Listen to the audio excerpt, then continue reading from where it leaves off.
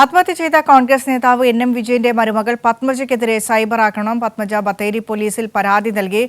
P V Joshila Wayanad നിന്ന് വിശദാംശങ്ങളുമായി ചേരുന്നുണ്ട്. ജോഷില, കഴിഞ്ഞ ദിവസം വലിയ വെളിപ്പെടുത്തലുകൾ പത്മജയുടെ ഭാഗത്തുണ്ടായിരുന്നു. അത് കോൺഗ്രസ് നേതാക്കൾക്കെതിരെയാണ്. തിരുവഞ്ചൂർ രാധാകൃഷ്ണനും പത്മജയുമായുള്ള ഫോൺ സംഭാഷണങ്ങളൊക്കെ നമ്മൾ കേട്ടതാണ്. ഏത് രീതിയിലാണ് കോൺഗ്രസ് നേതാക്കൾ ആ കുടുംബത്തെ വഞ്ചിച്ചത് എന്ന വലിയ വെളിപ്പെടുത്തലാണ് പത്മജയുടെ ഭാഗത്തുണ്ടായത്.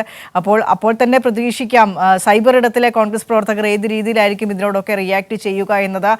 രൂക്ഷമായ സൈബർ ബുള്ളിയിങ്ങിനാണ് പത്മജയും വിധേയയാകുന്നത്. ഇത് ചൂണ്ടിക്കാണിച്ചാണോ പരാതി?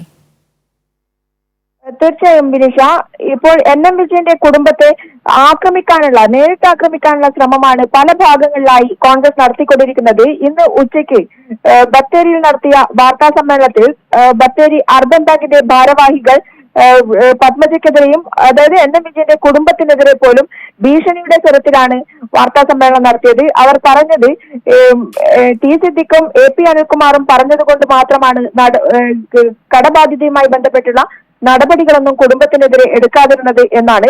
അതിനിടെ ടി സിദ്ദിഖിനെയും AP അനിൽകുമാറിനെയും വെള്ളപൂശാനുള്ള ശ്രമവും നടത്തിയിരുന്നു. അത് മാത്രമല്ല 69 ലക്ഷം രൂപയുടെ കടം എൻ വിജയന്റെ പേരിൽ ബാങ്കിലുണ്ടെന്നും അത് എപ്പോഴാണോ കോൺഗ്രസ് പാർട്ടി ഈ കുടുംബത്തെ കൈവിടുന്നത് അപ്പോൾ നടപടിയുമായി മുന്നോട്ട് വരും എന്നുമായിരുന്നു ആ ഭീഷണി. എന്തായാലും പത്മജ ഇപ്പോൾ അതിനുശേഷം പത്മജ ആത്മഹത്യക്ക് ശ്രമിച്ചതിനു ശേഷം അടക്കം സൈബർ ആക്രമണമാണ് പത്മജയുടെ നേരെ നടന്നുകൊണ്ടിരിക്കുന്നത്. ആത്മഹത്യയെക്കുറിച്ചും അതുപോലെ തന്നെ ബിസിനസ്സുമായി ബന്ധപ്പെട്ട് പണം ചെലവഴിച്ചു, അതായത് കോൺഗ്രസ് പാർട്ടി നൽകിയ പണം ബിസിനസ്സിന് ചെലവഴിച്ചു എന്ന് ടി സിദ്ദിഖ് MLA നേരത്തെ തന്നെ പത്മജയെ കുറിച്ച് ആരോപണം ഉന്നയിച്ചിരുന്നു. ഇത് സൈബർ ഇടങ്ങളിൽ വലിയ രീതിയിൽ പത്മജയ്ക്കെതിരെ ആരോപണമായി വന്നിരുന്നു.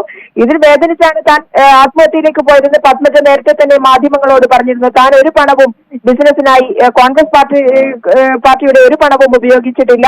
താൻ പണം ലോൺ എടുത്തുകൊണ്ട് ഉപയോഗിച്ച പണം മാത്രമാണ് ബിസിനസ്സിന് ഉപയോഗിച്ചിട്ടുള്ളത് എന്നൊക്കെ തന്നെ പത്മജ നേരത്തെ മാധ്യമങ്ങളോട് പറഞ്ഞിരുന്നു. എന്നാൽ ഇപ്പോൾ ഇത് സഹിക്കാൻ പറ്റാത്ത രീതിയിലേക്ക് മാറിയിരിക്കുകയാണ്.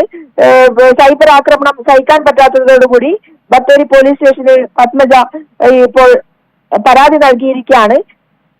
വിഷയത്തിൽ ദേശീയ കർഷക തൊഴിലാളി ഫെഡറേഷൻ സംസ്ഥാന സെക്രട്ടറിയും കോൺഗ്രസ് നേതാവുമായ ഷാജി ചുള്ളിയോട് ഉൾപ്പെടെയുള്ളവർക്കെതിരെയാണ് പോലീസിൽ പത്മജ പരാതി നൽകിയിരിക്കുന്നത്. അച്ഛന്റെ മരണം മുതൽ കോൺഗ്രസിന്റെ സൈബർ സംഘങ്ങൾ വേട്ടയാടുകയാണെന്നും ഇത് രൂക്ഷമായതോടെയാണ് പരാതി നൽകാൻ തീരുമാനിച്ചതെന്നും പത്മജ പറഞ്ഞു.